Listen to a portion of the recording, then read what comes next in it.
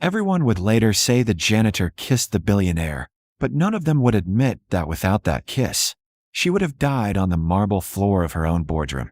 "She's choking. Someone do something." The cry rang out beneath the vaulted glass ceiling of Varelli Global Industries' executive conference suite in downtown Seattle, where crystal water glasses and polished chrome laptops gleamed under recessed lighting, and where just moments earlier Victoria Varelli, the youngest self-made billionaire in the Pacific Northwest, had been standing tall at the head of the obsidian table presenting a merger strategy worth hundreds of millions. Daniel Ruiz had been outside the double doors pushing a mop bucket along the corridor, invisible as always, when he heard the first glass shatter, followed by a strange scraping sound like a chair dragging too fast, then silence heavy enough to pull the air from his lungs. An instinct, raw, immediate, made him drop the mop and shove the doors open despite knowing he was not supposed to enter executive spaces during meetings. Inside, 7 senior board members stood frozen around Victoria's collapsed body, her fingers clawing weakly at her throat, her face draining of color, her breathing reduced to a ragged wheeze that stopped altogether as Daniel pushed past a man in a tailored navy suit who snapped, "What are you doing in here?" But Daniel wasn't looking at him. He was looking at her lips turning bluish-gray, at the overturned glass beside her hand carrying the sharp, bitter smell of something wrong, something chemical. And when he dropped to his knees and pressed 2 fingers against her neck, the pulse he expected to find wasn't there. "Call 911, he shouted, voice cracking. "She's not breathing." But panic in the room took the shape of confusion rather than action, one executive fumbling with her phone while another muttered about liability. And Daniel remembered a CPR course he had taken years ago at a community center in Tacoma just to qualify for warehouse work, remembered the instructor's stern warning, "When there's no pulse, you become the heart." And he tilted Victoria's head back as someone grabbed his shoulder and barked, "Don't touch her." Yet he did anyway, pinching her nose and sealing his mouth over hers to force air into lungs that had stopped obeying her. The collective gasp that followed was louder than the earlier scream. "He's kissing her," someone shouted in outrage, as if scandal weighed more heavily than survival. And Daniel barely registered the sting across his back when a security guard struck him with a baton in an attempt to pull him away, because he was already counting compressions under his breath, palms stacked over her sternum, arms locked, pressing hard and fast the way he'd been taught. 1, 2, 3, 4, while voices rained down accusations. "Get him off her. This is assault.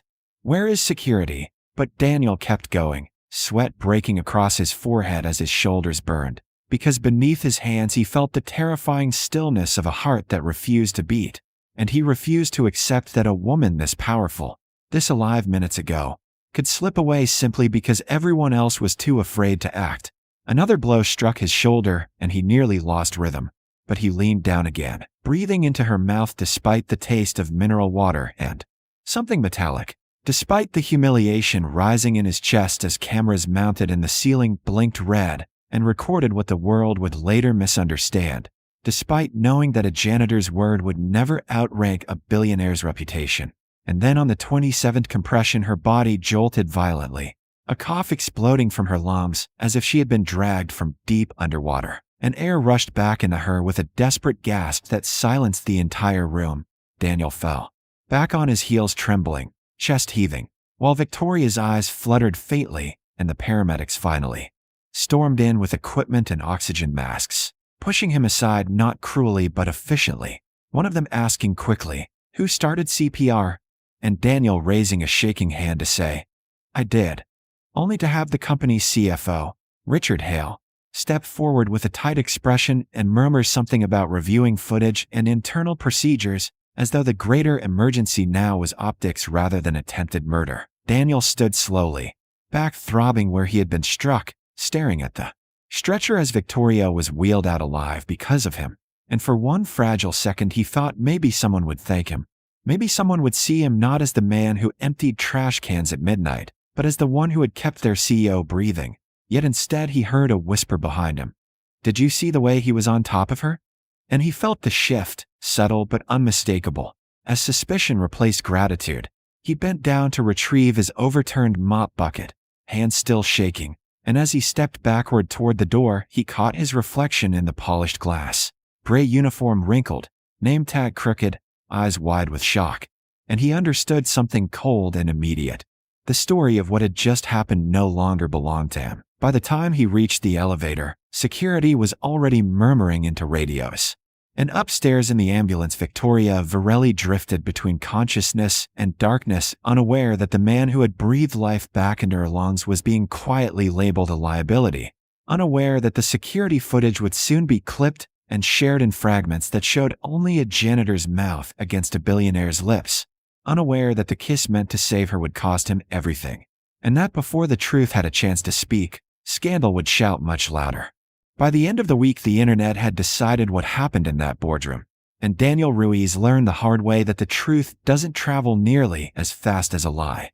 The morning after he saved Victoria Varelli's life, he stood outside the revolving glass doors of Varelli Global Industries, lunch sack in hand, only to have his keycard flash red instead of green. The security guard who once nodded at him during night shifts avoided eye contact and said flatly, "I've been instructed not to let you in." And when Daniel asked why, heart pounding with confusion, the answer came rehearsed and cold. Contact human resources. As if 3 syllables could erase the fact that he had been the only one in that building who hadn't hesitated while their CO lay dying. Inside a narrow HR office that smelled faintly of printer toner and lemon disinfectant, a woman he barely recognized slid a sealed envelope across the desk and informed him that his employment was terminated effective immediately for inappropriate physical conduct involving senior leadership. The phrase echoing in his skull so loudly he almost didn't hear her add that the company would not be pressing charges at this time, which told him they had at least considered it.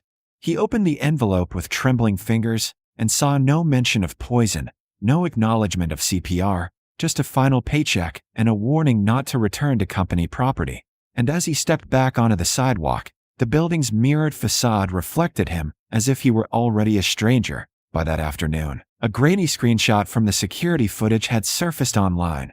Daniel bent over Victoria, mouth pressed to hers, and the headline beneath it read, "Janitor crosses line with unconscious billionaire CEO," and he watched in disbelief as comment sections filled with outrage, disgust, crude jokes, and confident declarations from strangers who had never felt a silent pulse beneath their fingertips. When he arrived home to his small Tacoma apartment, his 8-year-old daughter Sophia ran to him with a crayon drawing in her hand, asking why he was home so early, and Daniel forced a smile he didn't feel, telling her he just had some time off, while his phone buzzed relentlessly with notifications he couldn't bring himself to open. That night, after Sophia fell asleep clutching her stuffed rabbit, Daniel scrolled through the damage, blogs speculating about assault, pundits debating boundaries, anonymous accounts dissecting his body language as if heroism had a dress code. And with each swipe, he felt something inside him fracture, because the world wasn't interested in whether Victoria had stopped breathing, only in how it looked when he made her breathe again. Job applications he had submitted weeks earlier suddenly went unanswered. And when he walked into a cleaning service office 2 days later hoping to secure part-time work, the manager glanced at his name on the resume and said awkwardly, "We try to avoid controversy," as though oxygen itself had been controversial. At the grocery store, he noticed a woman staring at him a little too long before whispering to her companion. And outside a convenience shop, 2 teenagers snickered, one of them saying loud enough to be heard, "That's the guy who kissed that rich lady." And Daniel kept walking with his shoulders tight, knowing that defending himself would only feed the spectacle. Meanwhile, high above the city in a private hospital suite guarded by discretion and non-disclosure agreements, Victoria Varelli was recovering from confirmed toxin exposure. An odorless compound slipped into her sparkling water by someone who had vanished before security could identify them. And while doctors explained how close she had come to cardiac arrest beyond recovery, she found her mind circling back to the foggy memory of pressure on her chest, air forced into her lungs, and a voice insisting, "Don't you dare die." Yet every time she asked who had performed CPR, executives offered sanitized answers about security response and swift internal handling, carefully avoiding names. The first time she managed to stand and look at her phone, she saw the headline and felt confusion turn to disbelief. because even through the haze of near-death, she remembered urgency, not violation, and when she demanded to see the full surveillance recording rather than the clipped segments circulating online, there was a pause long enough to tell her someone had hoped she wouldn't ask. Daniel, unaware of her suspicions, spent that same evening sitting at the small kitchen table while Sophia colored beside him, staring at an unpaid electric bill and wondering how quickly reputation could become a weapon, how a single frame could outweigh 1,000 compressions, and whether doing the right thing was supposed to feel this much like punishment. His sister called from Arizona after seeing the story shared in a church group, asking in a hesitant voice what had really happened, and Daniel swallowed. The humiliation of explaining CPR to someone who already sounded doubtful, realizing that once doubt enters a narrative it rarely leaves quietly. The following morning a formal letter arrived from Varelli Global's legal department reiterating that he was not to contact Ms. Varelli directly, framing the restriction as protection for both parties, and the implication stung deeper than the baton had, because it suggested he was a threat rather than the reason she was alive, alone on his balcony. After Sophia had gone to bed, Daniel replayed the moment in his mind, the stillness of her body, the counting in his head, the first violent cough, and he whispered into the night, "I would do it again, even knowing the cost, because some actions aren't chosen for applause, but because not choosing them would be unbearable." Across the city, Victoria finally received the unedited footage and pressed play, watching from the beginning as she collapsed, and as suited executives stepped backward rather than forward, watching the janitor drop his mop and run toward her without hesitation, watching him endure shouts and physical blows while continuing compressions with tears in his eyes. And when the clip ended with him being escorted out like a criminal, something hardened inside her, not from pride wounded, but from injustice exposed, because the story being told about that kiss was not just wrong, it was deliberate. And while Daniel lay awake wondering how he would explain unemployment to his daughter without explaining shame, Victoria reached for her phone and said in a voice steadier than she felt, "Find Daniel Ruiz," unaware that in the space between accusation and truth, everything was already beginning to shift. 6 months after the kiss that nearly ruined him, Daniel Ruiz stood beneath stage lights instead of fluorescent hallway bulbs, and as applause rolled through the grand ballroom of the Cascadia Corporate Ethics Summit in Portland, he understood that the same moment once twisted into scandal had become the spark for something far bigger than either of them had imagined. It hadn't happened overnight. The turning point came the afternoon Victoria Varelli called a press conference, and, standing before cameras that had once amplified suspicion, said clearly, "Daniel Ruiz did not assault me. He saved my life." Then released the full surveillance footage showing executives frozen in fear while a janitor moved without hesitation. The unedited clip exposing not just his courage but the blows he endured trying to keep her breathing. Public sentiment shifted almost as quickly as it had condemned him. But Victoria did more than issue words. She terminated CFO Richard Hale after investigators uncovered evidence that he had suppressed details of the poisoning to avoid stock volatility, and quietly encouraged a narrative that framed Daniel as a liability. And she announced the creation of a new division within Varelli Global Industries, the Employee Protection and Equity Initiative, designed to ensure no worker could be erased by hierarchy or convenience again. When she offered Daniel the directorship, he initially refused, telling her in a private meeting overlooking Elliott Bay that he was just a janitor.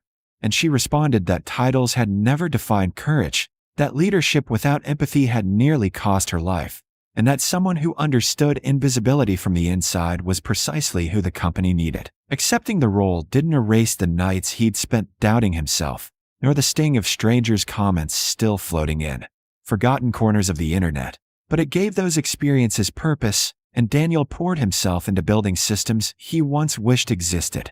Anonymous reporting channels, emergency medical training mandatory for executives, hardship funds for hourly employees facing eviction, transparent disciplinary review boards that included representatives from maintenance, security, and cafeteria staff rather than just upper management.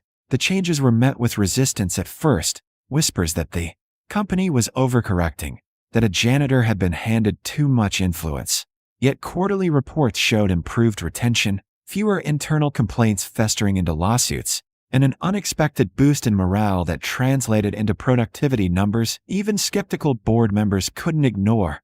Sophia, now proudly telling classmates that her dad helps protect people at work, sat in the front row of the summit ballroom, clutching a small program booklet with his name printed beneath the headline keynote speaker. And when Daniel stepped to the podium, he didn't speak about heroism or scandal, but about fear.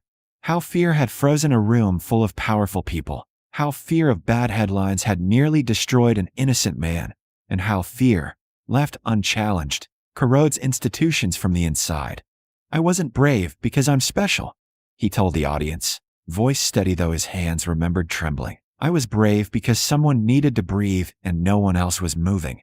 And he explained that real equity isn't charity from the top, but recognition that every person in a building holds part of its foundation.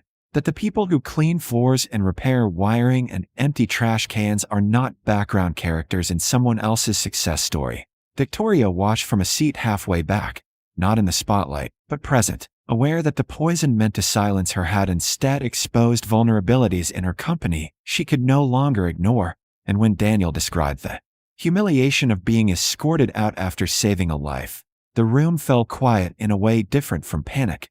This silence carried reflection rather than paralysis. After the speech, as applause swelled again, Sophia ran onto the stage and wrapped her arms around his waist, and Daniel lifted her without embarrassment, saying into the microphone, "This is who I was thinking about when I counted those compressions," reminding everyone that the stakes of integrity are rarely abstract.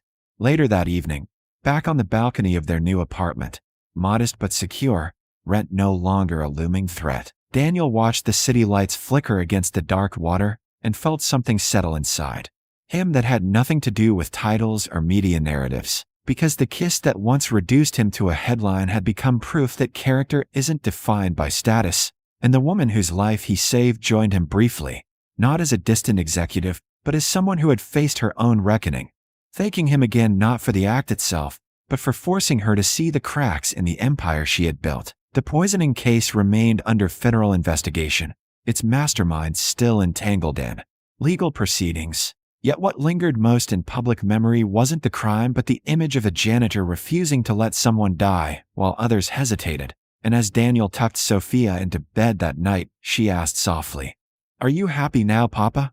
And he paused, thinking of the boardroom, the baton, the headlines, the press conference, the new policies protecting workers who would never know his full story. And he answered honestly, "Yes, sweetheart, I am." Because everything had changed, not simply because he kissed a billionaire to save her, but because he refused to bow when the world tried to make him disappear, and in choosing to breathe life into another person, he had unknowingly breathed new life into himself, and into a system that would never again look quite the same.